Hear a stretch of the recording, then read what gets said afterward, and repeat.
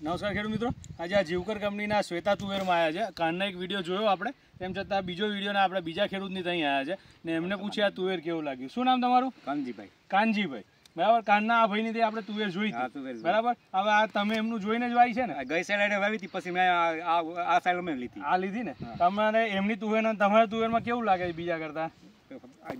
બધા કરતા તુવેર મારું છે. તુવેર સારી છે ને? એવરેજ તમને ઉત્પાદન કેટલું લાગે છે કે આ તુવેરનો ઝુમખું જોતા અને લગભગ આ તુવેર બધી જોતા તમને કેવી લાગે છે? 30 મણની આજુબાજુ તાવી જોઈ. 30 મણની આજુબાજુ, એટલે વીંગે 30 મણની એવરેજ તમે માનો છો? એવડી તો એટલી તો ઉત્પાદન આવી છે, બરાબર છે ને? તો તમે ખેડૂત મિત્રો જોઈ શકો કે આ આપણી શ્વેતા તુવેર છે.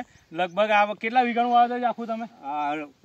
બધું 18 વીઘાનું વાવેતર. 18 વીઘાનું. સહેજ કેમેરો અધર કરજો ને ઊંચું કરીને બતાવજો ને આમ કે ભાઈ 18 વીઘાની છે. 18 વીઘાની તુવેર છે આ બધી. 18 વીઘાની. અમે જે દેખાય છે પેલી બાજુ એ બધી એ જ તુવેર છે, શ્વેતા જ ને? જે પેલી અમે આખી લાઈન દેખાય એ બધી બધી એક જ, બરાબર ને? આ બધી શ્વેતા તુવેર છે. તો આપણા જે ખેડૂત મિત્રો જોતા હોય તો એમને આ વાવેતર કરાય કે ના કરાય? આ તુવેર બીજી વવાય નહીં. બીજી વવાય નહીં ને?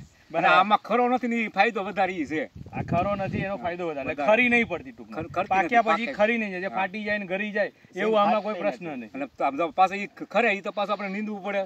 તલ ગમે વસ્તુ વાવી ઈ પ્રશ્ન આમાં ફાટતો કે કરતું નથી.